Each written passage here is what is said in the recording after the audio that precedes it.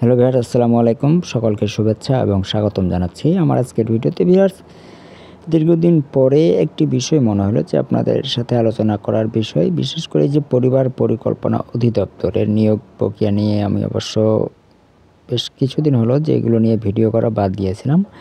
তারপরেও মনে হলো যে একটি বিষয় বা অর্থাৎ কিছু বিষয় আপনাদেরকে না জানালে নয়।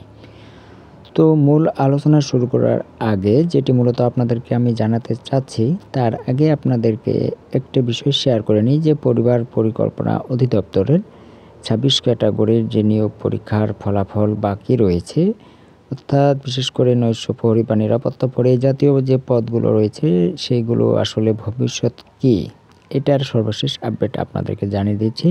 তারপরে আপনাদেরকে জানাবো FWV অর্থাৎ পরিবার কল্যাণ পরিদর্শিকা পদের পরীক্ষা নিয়োগের ভবিষ্যৎটা নিয়ে, বা আপনাদের কার কী অবস্থা বা আসলে ভিতরের কাহিনী কী। আশা করছি ভিডিওটি আপনারা শেষ পর্যন্ত দেখবেন। তো ভিউয়ার্স, এখন কথা হচ্ছে যে ২৬ ক্যাটাগরি পরীক্ষার ফলাফল আপনারা রমজান মাসের মধ্যে পাবেন, এই বিষয়টুকু আপনারা নিশ্চিত থাকতে পারেন।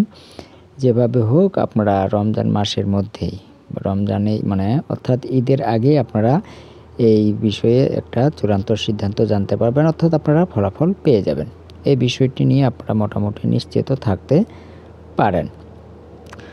তো এখন এরপরে যে বিষয়টি নিয়ে আলোচনা করব সেটা হচ্ছে আপনাদের পরিবার কল্যাণ পরিদর্শিকা পদটির ভবিষ্যৎ নিয়ে। তো ভিউয়ার্স, আপনারা তো সকলে অবগত আছেন যে আসলে নিয়োগে অনিয়ম ও দুর্নীতির অভিযোগে নিয়োগটি বাতিল করে নতুন করে পরীক্ষা নেওয়ার সিদ্ধান্ত নেওয়া হয়েছিল অধিদপ্তর থেকে, যেটার বিপরীতে অর্থাৎ সংক্ষুব্ধ হয়ে কিছু প্রার্থী এটার মামলায় রিট আবেদন দায়ের করে সেই রিটের পক্ষে রায় দিয়েছে। অর্থাৎ পক্ষে বিপক্ষে যেটাই হোক না কেন, ওনারা মেধা তালিকা করে নিয়োগ দিতে বলেছে আদালত। তো এখন কথা হচ্ছে যে আপনাদের যে প্রার্থীদের, আপনাদের যে বিষয়টা আপনাদেরকে আমি বলতে চাচ্ছি যে আসলে আপনারা কার প্ররোচনায় আপনারা মূলত যখনই আপনারা মাঝখানে আন্দোলন করেছেন, মানববন্ধন করেছেন, অধিদপ্তরের সামনে অবস্থান করেছেন, কিন্তু আপনারা সময়ে কাজ সময়ে করেননি। একটা কথা আছে যে সময়ের 1 ফোর অসময়ের 10 ফোর। তো আপনারা যখনই নির্বাহী আদেশে নিয়োগটি বাতিল করা হয়েছিল, তখনই যদি আপনারা মামলা না করে আপনারা মূলত আন্দোলনে যাইতেন বা লবিং গ্রুপিংয়ে যাইতেন, তাহলে হয়তোবা ফলাফল হতো। তো যাই হোক, এটা পাস্ট ইজ পাস্ট। তো এখন নতুন করে যে বিষয়টি হচ্ছে যে হাইকোর্টে রায় দেওয়ার পরে, মেধা তালিকা করে নিয়োগ দেওয়ার যে কথা বলা হয়েছে সেটার বিষয়ে অধিদপ্তর আপিল করার সিদ্ধান্ত নিয়েছে। কিন্তু আপনারা প্রার্থীদের মধ্যেই কয়েকটি গ্রুপ হয়ে গেছেন, যথা সিন্ডিকেট রয়েছেন। সিন্ডিকেটের যেটা মূল যে হতা, সেই মূল যে গ্যাংটা রয়েছে সেটা কিন্তু দালালদের পাল্লায় পড়ে বা দালালদের প্ররোচনায় বা দালালদের সাথে হাত মিলিয়ে কিন্তু আপনাদের সাধারণ প্রার্থীদের ভাগ্যটাকে ঝুলিয়ে রাখছে। ওনারা কিন্তু নিজের স্বার্থ সিদ্ধি, আমি নাম বলবো না, কিছু কিছু প্রার্থী রয়েছে যারা রিটের নামে সাধারণ প্রার্থীদের ভাগ্য নিয়ে খেলা করছে। তারা কিন্তু নিজেদের আখের গুছিয়ে ফেলছে, কিন্তু আপনাদের সাধারণ যারা চাকরি প্রত্যাশী আছেন তাদের নিয়ে খেলা করছে। আপনারা তাদের সাথে বিশ্বাস করেই মূলত এই ভোগান্তির মধ্যে আপনারা হয়ে গেছেন, ভোগান্তির মধ্যে আপনারা পড়ছেন।